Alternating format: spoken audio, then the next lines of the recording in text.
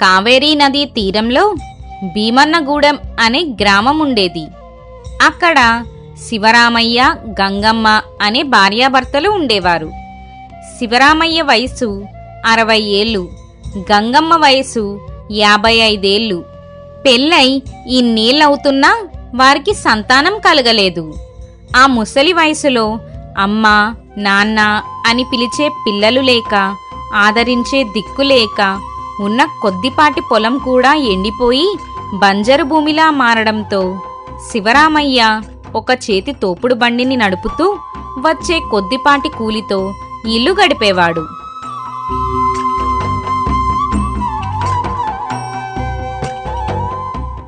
ఒకరోజు శివరామయ్య నీరసంగా ఉండి బండి లాగలేక, పరమేశ్వర, సదాశివ, ఈ వయసులో ఈ కష్టాలేంటి స్వామి? ఈ కాళ్ళు భూమి మీద నడవలేకపోతున్నాయి, ఈ చేతులు బండిని లాగలేకపోతున్నాయి తండ్రి. అయినా నా ఆకలి కంటే నా గంగమ్మ ఆకలి ముఖ్యం స్వామి. మాకు తోడుగా ఒక కొడుకో ఒక కూతురో ఉంటే ఈ ముసలితనంలో మాకు ఈ బండి లాగే కష్టం తప్పేదేమో. కానీ అంత భాగ్యం మాకు లేదు కదా తండ్రి. ఓం నమః శివాయ. అలా తనలో తాను మాట్లాడుకుంటూ అలా అక్కడే వర్షం తగ్గే వరకు ఉంటాడు. ఒకరోజు ఊరిలో ఒక పెద్ద షాపు యజమాని దగ్గరికి శివరామయ్య బండి మీద మూటలు మోసుకుంటూ వెళ్ళాడు. వయసు పైబడడం వల్ల ఆయన చాలా అలిసిపోయి నెమ్మదిగా వెళ్ళాడు. దానికి ఆ యజమాని కోపగించుకున్నాడు. ఏయ్ శివరామయ్య, ఏంటిది? పొద్దున్న అప్పగించిన సామాన్లు ఇప్పటికి తెస్తున్నావా? నువ్వు ముసలివాడివి అయిపోయావు, నీకు ఒంట్లో సత్తానే లేదు. నీ వల్ల పని చాలా నెమ్మదిగా జరుగుతుంది, నా వ్యాపారం కూడా దెబ్బతింటోంది. రేపటి నుంచి నువ్వు పనిలోకి రానక్కర్లేదు, నేను వేరే కుర్రాడిని చూసుకుంటాను. పాపం అని నిన్ను నమ్ముకుంటే నేను మునిగిపోయేలా ఉన్నాను. అలా అనకండి బాబు, నా చేతులు జోడించి మొక్కుతా. ఈ ఒక్క ముసలివాడిని నమ్ముకొని ఇంట్లో నా భార్య ఎదురు చూస్తుంది బాబు. నేను బండి లాగకపోతే మా ఇంట్లో పొయ్యి వెలగదు. కాస్త దయ చూపండి బాబు. ఎంత కష్టమైనా పడతాను, త్వరగా సామాన్లు మోస్తాను బాబు. నన్ను పనిలోంచి తీసేయకండి. చాలు చాలు, ఆపు నీ బీదార్పులు. నీతో నా వల్ల కాదు, వెళ్ళు ఇక్కడి నుంచి. యజమాని నిర్దాక్షిణ్యంగా నెట్టేయడంతో శివరామయ్య ఖాళీ బండిని లాక్కుంటూ వెనక్కి తిరిగాడు. సరిగ్గా అదే సమయంలో ఆకాశం మేఘావృతమై కుండపోతగా వాన కురవడం మొదలయ్యింది. ఆ చలికి వణుకుతూ, వానలో తడుస్తూ, ఆకలి కడుపుతో బండి లాగలేక శివరామయ్య రోడ్డు మీదే కూలబడి ఏడవడం మొదలుపెట్టాడు. వానలో తడుస్తూ, ఆకాశం వైపు చూసి ఏడుస్తూ, ఎందుకు స్వామి నన్ను పుట్టించావు? ఏ పాపం చేశానని నాకు ఈ జన్మ ఇచ్చావు శివయ్య? కడుపున పుట్టిన బిడ్డను లాగేసుకున్నావు, చేసే కూలి పనిని కూడా లాగేసుకున్నావా తండ్రి? నేనేం తప్పు చేశానని ఈ వానలో నన్ను ఇలా రోడ్డుపాలు చేశావు? నా గంగమ్మ నిన్నే కదా రాత్రి పగలు నమ్ముకుంటుంది. నీకు కనులు లేవా ఈశ్వర? మమ్మల్ని చంపేయి స్వామి, ఈ నరకం మేము చూడలేము. అలా ఏడుస్తూ ఎలాగోలా ఇంటికి చేరాడు శివరామయ్య.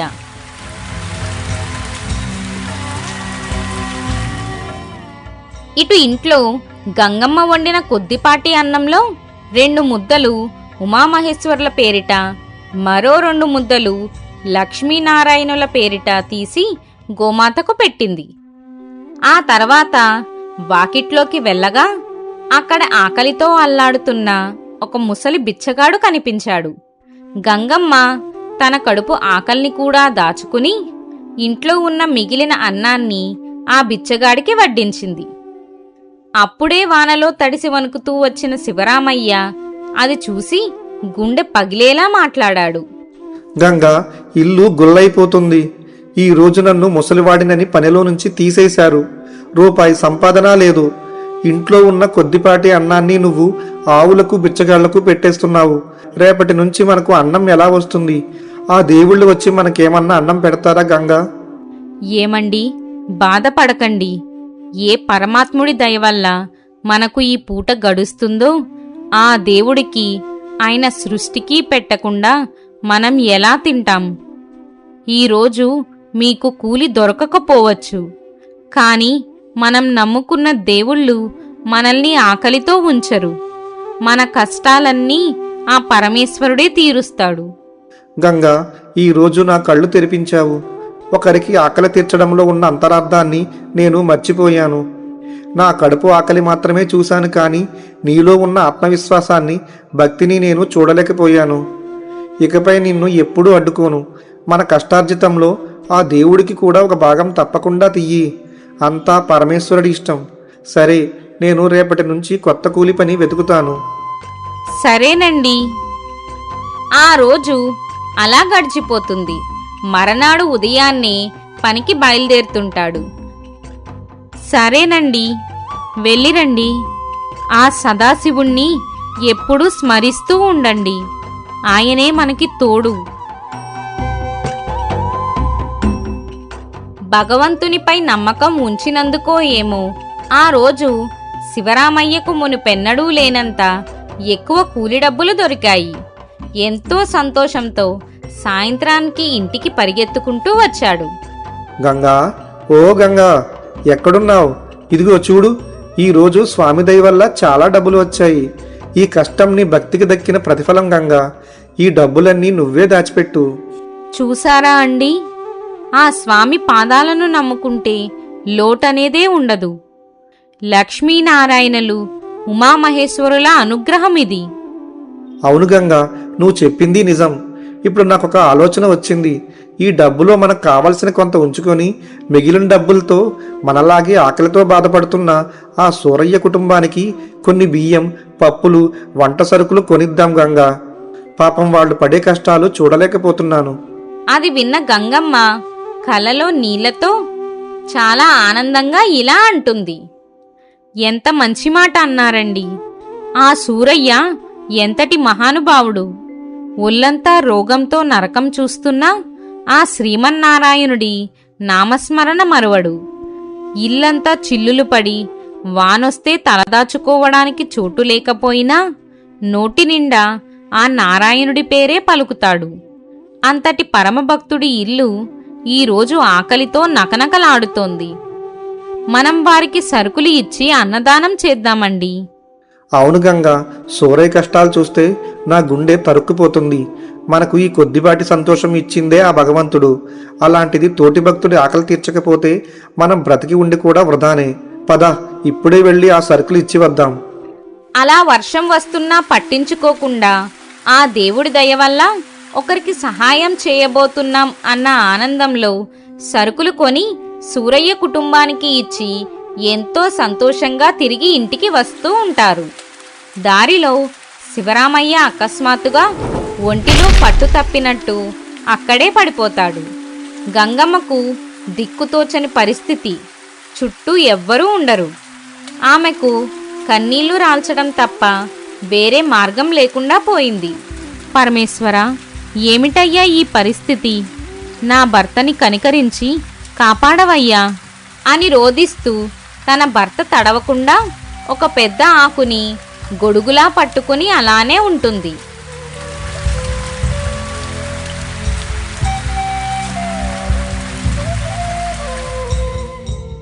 ఉదయానికి వర్షం తగ్గాక తన భర్తను తోపుడు బండిపైన నెట్టుకుంటూ నెమ్మదిగా ఇంటికి చేరుకుంటారు.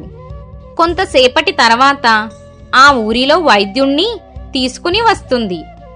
ఆ రోజు శివరామయ్య వానలో తడిసినందువల్లనో ఏమో ఒక్కసారిగా తీవ్రమైన జ్వరంతో కుప్పకూలిపోయాడు.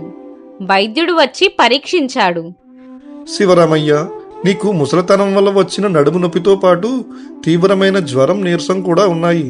నువ్వు కనీసం 10 రోజుల పాటు పడక దిగకూడదు. విశ్రాంతి తీసుకోవాలి. లేదంటే అది నీ ప్రాణాలకే ప్రమాదం. ఏంటి బాబు, 10 రోజులు విశ్రాంత? నేను బండి లాగకపోతే నా భార్య పస్తులుండాలి. దేవుళ్లకు నైవేద్యం ఆగిపోతుంది. మా కడుపు ఎలా నిండుతుంది బాబు? హే పరమేశ్వర, నన్ను ఇలా మంచాన పాడేశావెంటయ్యా. నిన్నే నమ్ముకున్నాం కదయ్యా. భర్త దీన స్థితిని చూసి గంగమ్మ గుండె పగిలేలా ఏడ్చింది.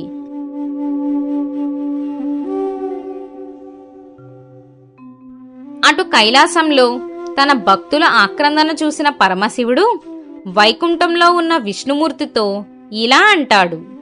నారాయణ, చూశావా నా భక్తులైన శివరామయ్య గంగమ్మల వేదన? వారికి సంతానం లేకపోయినా ఈ ముసలి వయసులో సమాజం వారిని వెలివేసినా ఆకలితో అలమటిస్తూ కూడా నా నామస్మరణ మరవడం లేదు. తమకు ఉన్న కొద్దిపాటి అన్నంలో తోటి జీవుల ఆకలి తీర్చిన మహానుభావులు వారు. అవును మహాదేవ, ముఖ్యంగా గంగమ్మ పెట్టిన అన్నం ముద్దలు నా వైకుంఠాన్ని చేరాయి. సోరయ్య అని మన మరో నిరుపేద భక్తుడి కుటుంబానికి కూడా వారు అన్నదానం చేశారు. వారికి ఉన్నంతలో దాచుకోకుండా ఎలాంటి స్వార్థం లేకుండా సహాయం చేశారు.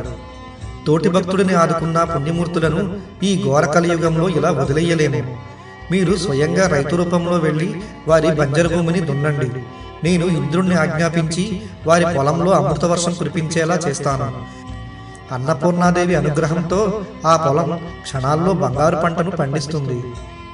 అలాగే నారాయణ, లీలా మానుష విగ్రహుడివైన నువ్వు చెప్పినట్టే చేద్దాం. అలాగే ఆ శివరామయ్యకు ఉన్న తీవ్రమైన జ్వరాన్ని, నడుము నొప్పుని ఇప్పుడే హరింపజేస్తున్నాను. వారు ఇకపై కూలిబండి లాగనవసరం కూడా లేదు. ఆ దేవదేవుళ్ళ లీలతో రాత్రికి రాత్రే ఆ బంజరు భూమి పచ్చని పంటతో, ధాన్యంతో నిండిపోయింది. గంగమ్మ కలలోకి పరమశివుడు ప్రత్యక్షమై, గంగమ్మ కళ్ళు తెరువు, నీ భక్తికి హరిహరులు దాసోహమయ్యారు.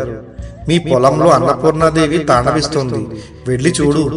అలాగే నీ భర్తను పూర్తి ఆరోగ్యవంతుడిగా చేస్తున్నాను అని చెప్పి అంతర్ధానమయ్యాడు. గంగమ్మ ఒక్కసారిగా ఉలిక్కిపడి లేచి భర్తను పిలిచింది. ఏమండి, లేవండి, మీ జ్వరం తగ్గిపోయింది చూడండి. సాక్షాత్తు ఆ పరమశివుడు నా కలలోకి వచ్చారు. మన బంజర పొలంలో పంట పండిందని చెప్పారు. పదండి, పొలానికి వెళ్ళి చూద్దాం. ఏం మాట్లాడుతున్నావు గంగా? నిజంగానే నా ఒంట్లో నొప్పులన్నీ మాయమైపోయాయి. వానలో తడిసిన జ్వరమూ లేదు. స్వామి మహిమేనా ఇది? పద, వెళ్ళి చూద్దాం.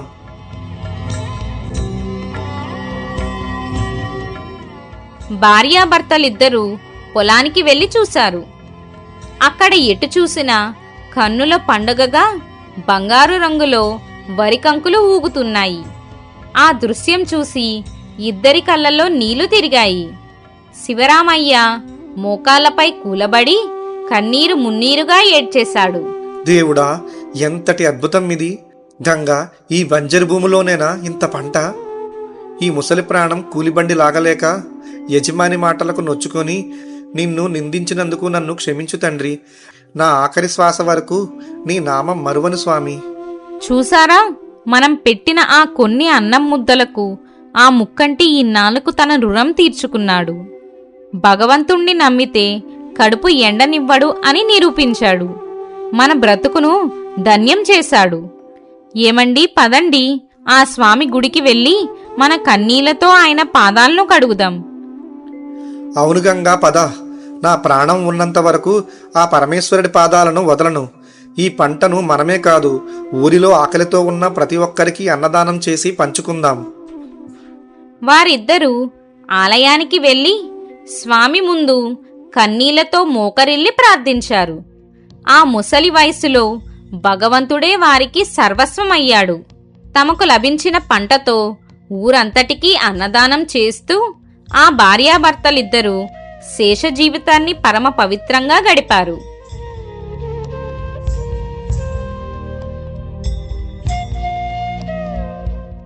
మనిషి చేతిలో ఉన్నది సంపద కాదు, మనిషి హృదయంలో ఉన్నది దయ.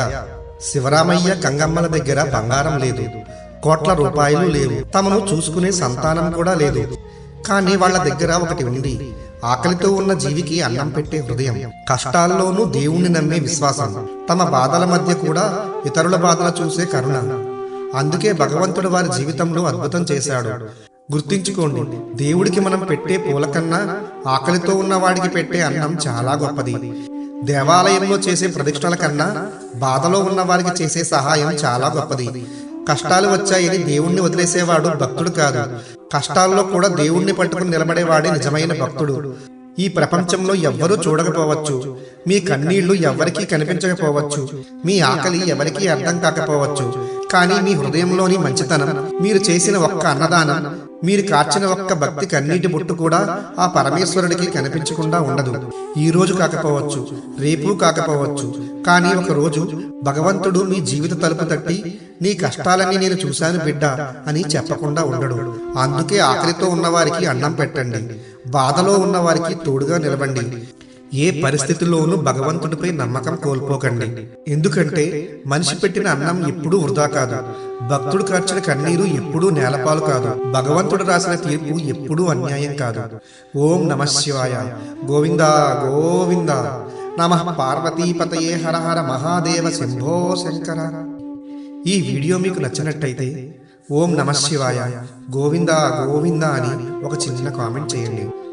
ఈ కథ మీకు నచ్చినట్టయితే లైక్ చేయండి, షేర్ చేయండి, హైప్ చేయండి, మీ బంధుమిత్రులతో పంచుకోండి. మరొక మంచి కథతో మీ ముందుకు వస్తాం. మీ ఆరాధ్య టేల్స్.